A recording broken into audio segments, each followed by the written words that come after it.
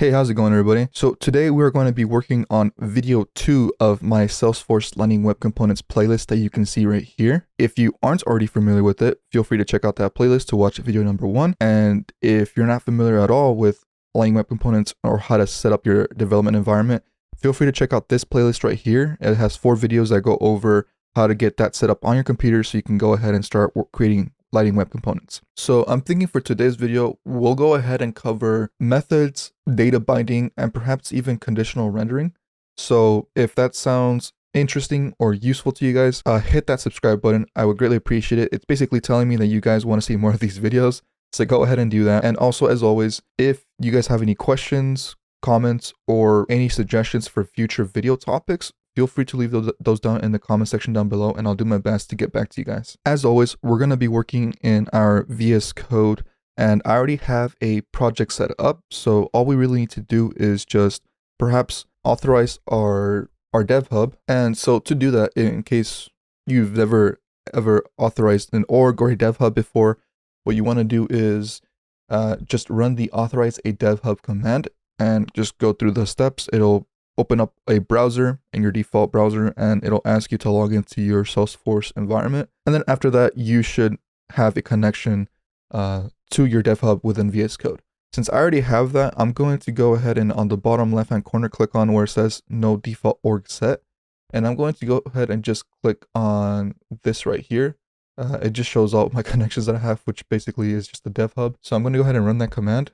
And once it's done, my default org has been successfully set. So now all I need to do is run another command. So Command Shift P on Mac, Control Shift P on Windows. And I want to run the create a default scratch org, which basically will just create a scratch org for us, kind of a throwaway environment so that we can go ahead and create this Lightning Web Component for today's tutorial. So I'm going to go ahead and just click enter to use the default alias. And again, we'll just set it for 1 day. We'll give the command a few seconds to run. And after a while, we should have our default scratch org set up. Okay, so once the scratch org has been set up, we can click on the little window icon on the bottom left hand side right here. If we click on that, it's going to run another command, and that's basically going to open up our scratch org in our default browser. As you can see here, here's my URL. There is a .scratch in the URL, so that's how I know it's a scratch org. So looking good so far. Let's go back into our VS Code. All right, so now onto the fun part. Let's go ahead and run one last command. And this one will be to create our Lightning Web Component. So again, open up the command palette. You can type in sfdx, and then we can run the command create Lightning Web Component, which was here. We'll select that. We can give this a file name. So I will just call this one, I don't know, just LWC demo, just for now. We'll just choose the default project directory, and there we go. Looks good to me. One thing I forgot to mention is when we ran the command to create Lightning Web Components, I'm pretty sure the file name needs to be in camel case. And I think I mentioned this in my previous video, but make sure it's in camel case. The first letter of the word is lowercase, and every subsequent word has to have the first letter capitalized. And that basically will ensure that all the other naming conventions that this project's command uses will be right. So for example, the class name for the JavaScript is just in, I believe it's called Pascal case, which is each first letter of each word is capitalized. And there's some other ones which we'll go over in the future, but just be aware of that. Anyways, so let's start working on our Lightning Web Component, which, like how I said earlier, we're going to go over methods, data binding, and conditional rendering. So should be a good tutorial just to kind of get us more familiar with how Lightning Web Components work. All right, let's get us started. I'm going to go ahead and open up the HTML on the side as well. So like that, just so we can kind of see everything side by side together, which might be more useful. So first thing I want to do is let's go ahead and create some properties in our JavaScript just so we can reference them in our HTML. So I'm going to go ahead and create one called greeting, and we'll call this hello world, and then perhaps say something like today is, and we'll close that out. Let's go ahead and create another one called day, and we'll set this one to Friday since today is Friday. And then maybe let's create another one called signature, and we'll say this one is have a great day. and then we'll just put my name at the end, Chris Marquez. There we go. So nothing too crazy. We just created 3 properties, no big deal. And what I want to do now is here on the HTML side is just go ahead and define it, or rather display it. So I'm going to go ahead and let's just create a div tag.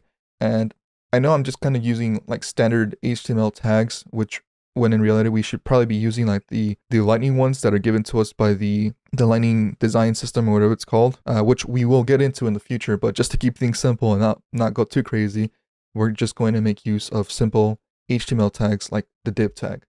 So in here, like how I said in the previous video, which you should really watch because I'm kind of going with the assumption that you already know a little bit from the past video. To display a property from a JavaScript, we use these weird squirrely brackets, and then we put the name of that property in there. So to display greeting, we do this. And then let's go ahead and also display maybe like day, and then a space, and then signature.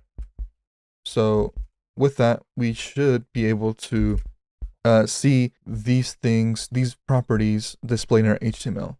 So far so good. I guess we can deploy this to our Scratch org just to kind of see what it looks like. It's not going to look great, but at least we'll see what it looks like. To do so, we have to open up our .xml, which contains the metadata for it, and we have to just change a few things. So I'm going to change the is exposed to true to tell our org that we can basically use this in our org. And then let's go ahead and create a targets tag, which will be, I guess, technically a parent. Inside of that, actually it's targets, not targets. Inside of that, we create an actual target tag. And here is where we define where our org can make use of this Lightning Web Components. So for us, I think I'll just say that we can use it in the Lightning app page. So Lightning __ app page. And then maybe we can also make use of it in the home page rather. So let's go ahead and do that. Make sure you spell target correctly or else you'll have an error. So Lightning __ and then homepage, like how I said. So basically we'll just be able to drop this on any app's homepage. I think that's pretty self-explanatory. So with that done, if we have no errors, we should be able to run the command push source to org. Make sure everything's saved. So for example, I forgot to save the JavaScript. So we'll go ahead and save that. And then we will push the source to the default org. So we'll give that a few seconds. All right, once that is done, let's go into our Scratch org. And what I want to do is let's click on the app launcher and let's just let's open up the Service app. And basically what I'm planning to do is just throw that Lightning Web Component on the homepage, which we are here on the homepage of the Service app. To do so, let's go ahead and click on this little cogwheel right here and click on Edit Page. When we do that, that's going to open up the Lightning App Builder for us with the Service homepage opened up. And on the lower hand, on the left hand side, you'll see here at the bottom we have a custom component, which is basically just that Lightning Web Component that we literally just deployed. So let's go ahead and click and just drag it somewhere. I'm going to drag it underneath the assistant component, and that looks good to me. So let's go ahead and click Save, and we want to activate it. So we'll click on Activate, and this is going to tell us basically activate it and how and where it should be displayed. So because this is just a Scratch org, and I will go into this screen much more in depth in the future. For now, I'm just going to assign it as the org default. So basically, it's the default for the org, so everybody's going to be able to see it, which is fine. We'll go ahead and hit save one more time just for good measure. And then we will exit the Lightning App Builder by clicking on the back button right here. And as you can see here now, we have our beautiful Lightning Web Component, which doesn't look like much. But as you can see, it is displaying the JavaScript properties right here on our screen. Hello world, today is Friday, have a great day. Okay, looking good so far.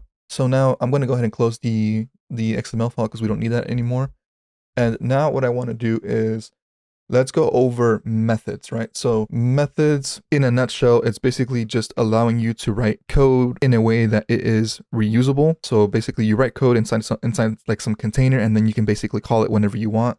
I don't know if I should be going this basic on what methods are, because I imagine if you're learning Lightning Web Components, you might already have experience with like Apex and Visualforce. So, but anyways, yes, so it's just a container you can call and reuse whenever you want. So what I want to do is, in this demo, I want to basically create a method that will allow us to do data binding. And I guess to explain data binding, what we have here is technically already data binding. So we're binding data from our JavaScript to our HTML. That is essentially data binding. Okay, now if we want to have some way of changing our data from the HTML and making it reflect on the JavaScript, then we will need to make use of a method. And what I want to do is basically do that. I want to allow the user some way to change perhaps like the date by basically just typing some information into like an input text and then it being reflected on the actual property itself. So to do so, let's go ahead and just do exactly that. Let's go ahead and create an input tag that will let the user type in some information. So we'll create an input tag right here, and we'll set the type just to text. So the user will be expected to type some text. And I'm going to make use of I forget the technical term. I don't know if it's an event or a change handler or one of those things, but essentially when something happens to this input tag, we want to register that thing happening, right? So the one I want to make use of is called onKeyUp, which basically means after the user presses the key on their keyboard and lets go, some event is registered that we can then capture in our JavaScript. I hope that makes sense. So onKeyUp, we want to call a method. And I guess for now, we can just call this non-existent method change day like so. And I'm already making a mistake. It should not be in quotes. It should be in our squirrely brackets because we are referencing something from the JavaScript. Like so. Okay, so now basically anytime the key on the keyboard goes up because the user is done pressing it, it's going to call the change day method in our JavaScript. So let's go ahead and create that in our JavaScript. On the JavaScript side, just call it the same thing you called it in your HTML, so change day. And because it's a method, we use this syntax right here.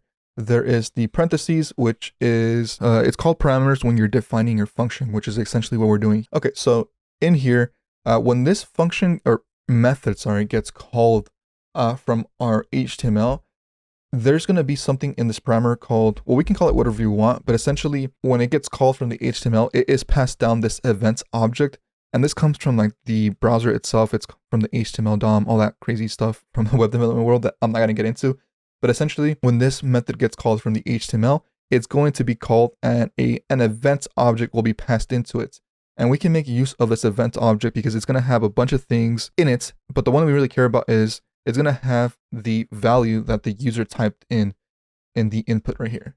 So basically by using the event object, we can basically go ahead and update our day right here.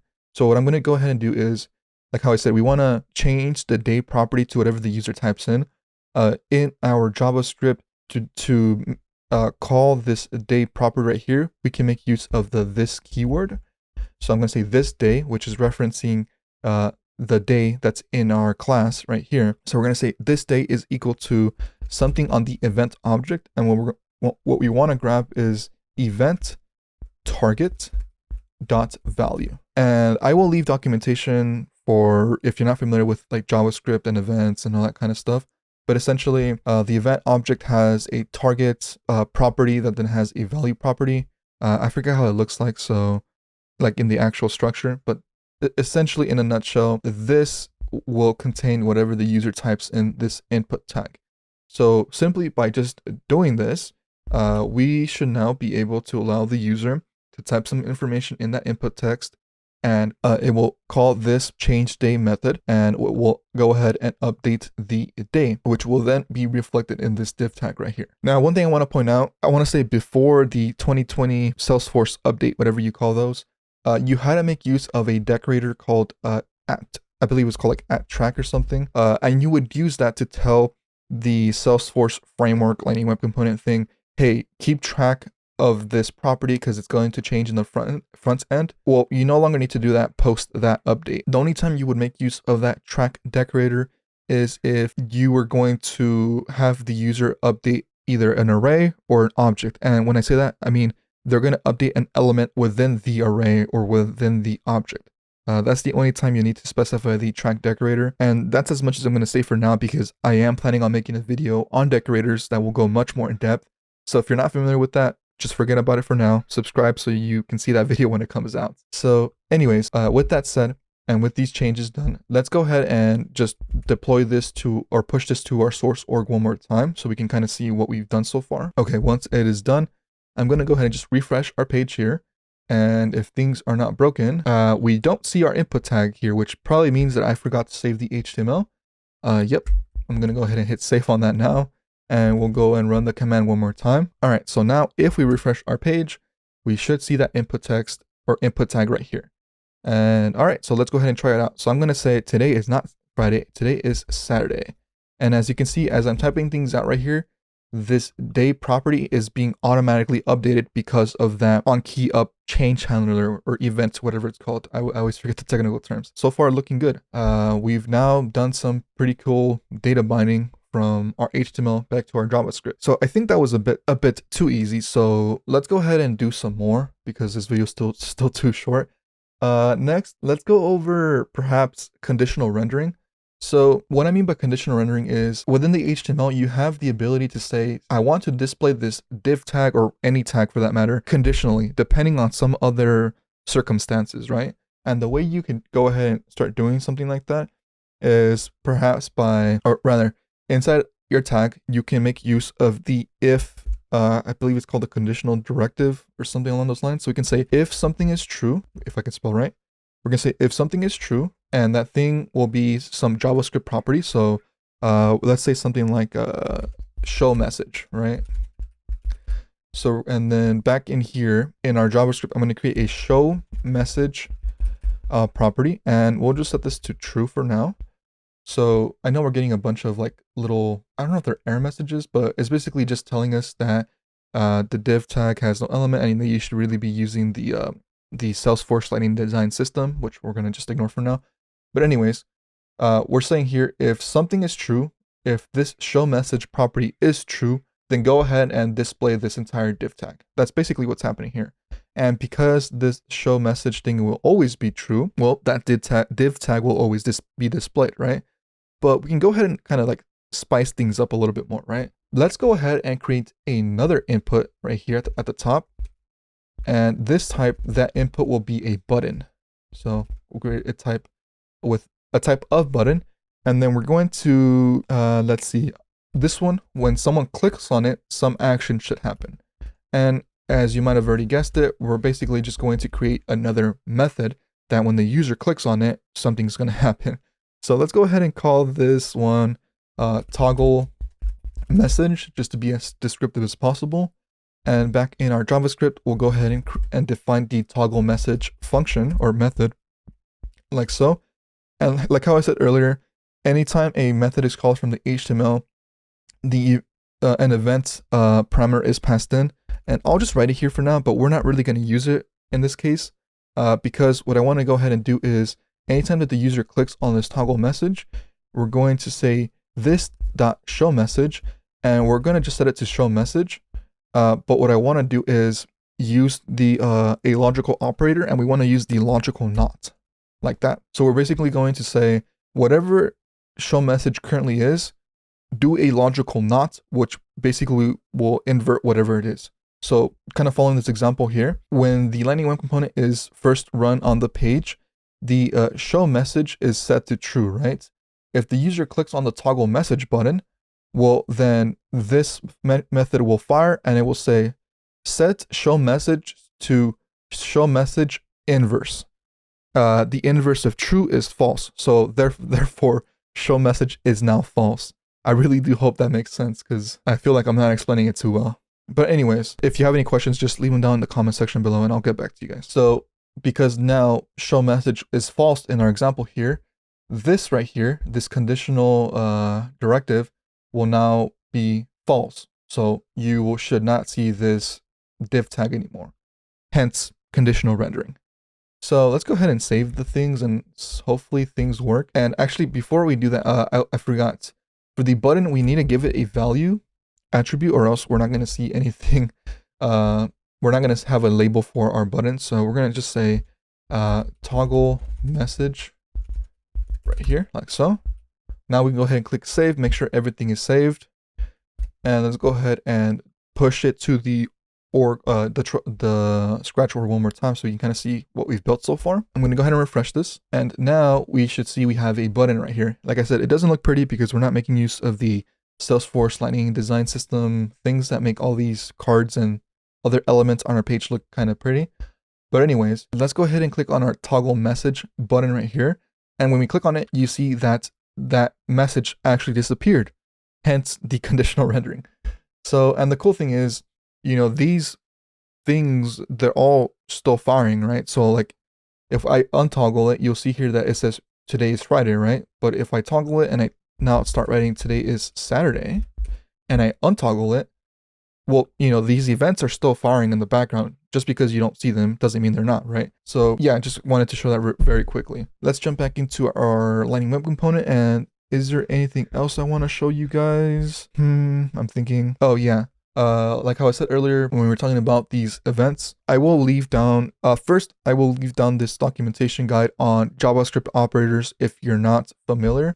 This is where you can see, if I scroll down long enough, we can get to the, scroll down, we can get down to the JavaScript logical operators. So we have our and, our or, and our logical not, which is what we use today. And then the cool thing is on the left-hand side, you can see here, there's all these other things. We can click on JavaScript events. And like how I said, this is the, these things right here, like the on click, the on key up. These I think are all called events. So as you can see here, here's the example. We have this button tag and they have this on click, something happens, right? So if you're not very familiar with JavaScript, like how I said, feel free to look at this documentation guide and get more familiar with it. As always, if you have any questions about this specifically, leave them down in the comment section below. And yeah, I think that's it for today's video. So hopefully you guys found this useful. Subscribe, I would greatly appreciate that. And I'll catch you guys in the next video.